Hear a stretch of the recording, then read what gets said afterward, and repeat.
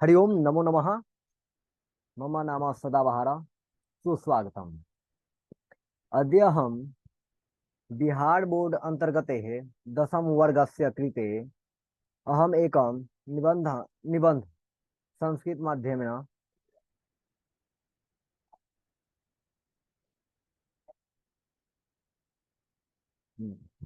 आशा करता हूँ कि हमारा ध्वनि आपके पास पहुंच रहा होगा।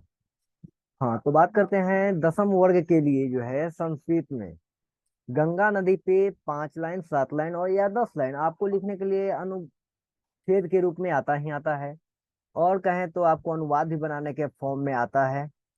तो आप ध्यान से समझेंगे, सारा चीज बहुत ही आसान तरीका से आपको जो है बनाया गया है। देव नदी गंगा हिमालयात प्रवहती। सबसे पहले पढ़ने के लिए हम जानेंगे, इसके बाद इसका मैं हिंदी में अर्थ भी बताऊंगा।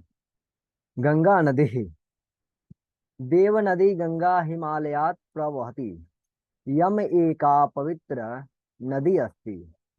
अस्याह जलम पवित्रम रोगनाशकम च कथ्यते। यम हिमालयात् निःसृत्य बंगोपसागरे पतति। अतस्या पावने तटे अनेकानि नगराणि सन्ति। गंगा एव भारतवर्षस्य धार्मिक विचारधारया परिचायिका अस्ति। चिरकाल रक्षिते अपि गंगा जले कीटाणवः न प्रभवन्ति। अतएव गंगा नदी नित्या पूजनीया वंदनीया सेवनीया च। हाँ, तो सबसे पहले बात करें, गंगा नदी पे यह निबंध है जो कि संस्कृत में लिखा हुआ है। ये आपको अनुच्छेद के रूप में आएगा तो 7 नंबर का आएगा। अनुवाद में भी आना ही आना है, एक हो या दो हो, तो आपको अगर याद होता है तो आपको अनुवाद बनाने के लिए आसान हो जाएगा। तो देव नदी गंगा हिमालयात प्रवहती, यानी देव नदी गंगा हिमालयात यानी हिमालय से, प्रवहती यानी कि बहती है। तो देव नदी गंगा हिमालय से बहती है, प्रवहती यानी कि निकली है। यम एका पवित्र नदी अस्ति। यह एका यहाँ पे लिखा गया है क्योंकि स्त्रीलिंग है। गंगा नदी स्त्रीलिंग है, इसलिए एकह की जगह क्या हो गया, एका।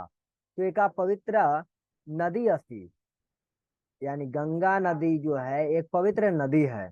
अस्या जलम पवित्रम रोगनाशकम च कथ्यते। इसका जल, यानी किसका जल की मैं बात कर रहा हूँ, तो गंगा नदी का जल। तो अस्य यानी लगा है तो किसके लिए लगा है, तो गंगा नदी के लिए लगा है। यानी इसका जल पवित्रम, पवित्रम यानी कि गंगा का जल जो होता है पवित्र, रोगनाशकम च कथ्यते, पवित्र और रोगनाशक कहा जाता है। यम हिमालयात निसृत्य बंगोपसागरे पतति। यह जो है हिमालय से निकलकर, यह हिमालय से निकलकर, हिमालय से कौन निकला, तो गंगा, क्योंकि हम गंगा की बात कर रहे हैं। तो हिमालय से निकलकर बंगोपसागरे पतती, यानी बंगोपसागर यानी कि बंगाल की खाड़ी में, पतती यानी गिरती है। यानी गंगा नदी हिमालय से निकलकर बंगोपसागर यानी बंगाल की खाड़ी में गिरती है। अस्या पावने तटे अनेकानि नगराणि सन्ति। अस्या यानी कि इसके, किसके, तो गंगा नदी के पावन तट पर, कहता है कि गंगा नदी के पावन तट पर अनेकानि नगरानि संति, यानी कि अनेक, बहुत सारे, नगर यानी शहर, बहुत सारे नगर शहर क्या हैं, तो हैं। जैसे मान ले कि अगर बात करें मैं पटना का, पाटलिपुत्र का, तो पटना भी जो है गंगा नदी के किनारे ही बसा हुआ है। इसके बाद चले आगे तो वाराणसी याद आता है मेरे को। तो वाराणसी भी जो है ये भी गंगा नदी के किनारे ही है। तो ऐसे बहुत सारे नगर हैं जो कि गंगा नदी के तट पे बसे हुए हैं।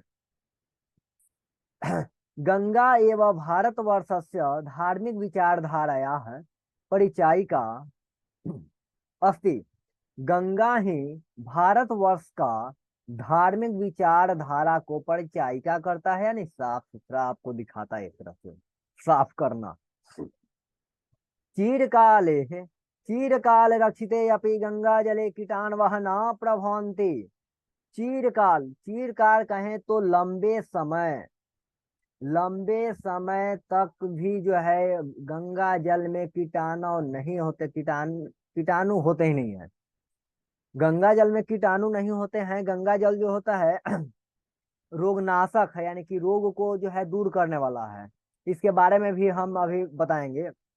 पहले एक बार मैं पूरा कर लेता हूँ। यानी कि कहता है कि बहुत समय, अधिक समय रखने पर भी गंगा जल में कीटाणु नहीं लगता है, कीटाणु नहीं होते हैं। अतएव गंगा नदी नित्या पूजनीया वंदनीया सेवनीया च। अतएव यानी इसलिए गंगा नदी नित्य पूजनीय वंदनीय और सेवनीय कहा जाता है, माना जाता है। इसके बाद मैं बात करूं गंगा जल में जो है कीटाणु क्यों नहीं लगता है, यह रोग को जो है दूर करने में काम कैसे आता है, तो ध्यान देंगे। गंगा जल यानी कि गंगा नदी कहाँ से निकली है, तो जो देव नदी गंगा है वो हिमालय से निकला है ना, हिमालय से निकला है। तो हिमालय एक पर्वत पहाड़ होता है ना, तो पर्वत या पहाड़ जो है, तो पानी वहां पर्वत की ओर से होते हुए आ रहा है। तो मेरे को जहां तक पता है कि पर्वत और पहाड़ पे बहुत सारे औषधियां हुआ करता है, उसका पेड़ वृक्ष हुआ करते हैं, पौधा हुआ करते हैं। अब अगर पानी वहां से आएगा तो ऑटोमेटिक है कि सब लोगों को मिलाते हुए ही आएगा। जो जितने सारे औषधियां का जो भी औषधि होता है, वैसे ना कीजिए, जो भी औषधि होता है वो सारा चीज क्या होता है, तो पानी की मात्रा से, यानी कि पानी के साथ वो आ जाता है, कहाँ पे आ जाता है, गंगा नदी में आ जाता है।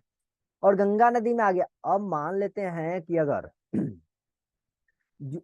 ओह लाइट तो गया, एक सेकेंड। अगर मान लिया जाए कि वहां जो आ रहा है हमारे पास, जो भी पानी आ रहा है गंगा नदी तक, वो पानी जो है पर्वत की ओर से होते हुए आ रहा है, तो उसमें कीटाणु लगने का कोई सवाल ही नहीं उठता, क्योंकि वो पहले ही सारा जो है कीटाणु मर जाता है। तो इसलिए जो है गंगा जल में कीटाणु नहीं लगता है, क्योंकि उसमें औषधि का मात्रा पाया जाता है। और गंगा जल और अगर हम औषधि लेते हैं तो हमारा जो है, जो भी समस्या होता है, तबीयत खराब होता है, तो सही हो जाता है, ठीक है। तो ठीक वैसा ही हम मान ले कि अगर उस पानी में ही औषधि मिलाया हुआ है, तो ठीक होना तो ऑटोमेटिक है। इसलिए गंगा जल को क्या कहा गया है कि ये शुद्ध भी होता है। इसलिए नित्य पूजनीय में और वंदनीय। अब हम अपने बोतल के साथ अगर हम पानी रख लेते हैं, बहुत गंगा जल जो है कितना दिन भी रख लेंगे तो उसमें जो है कीटाणु नहीं लगेगा और नहीं पानी गंदा होगा। आशा करता हूँ कि आपको समझ में बात आई होगी। अगर नहीं आया होगा तो आप कमेंट के माध्यम से फिर से एक बार आप कमेंट और रिकमेंड करेंगे, तो मैं फिर से इस पर भी जो एक बार वीडियो बना लूंगा। तब तक के लिए मिलते हैं अगले शास्त्र में। तब तक के लिए धन्यवाद। पुनर्मिलामः। नमो नमः।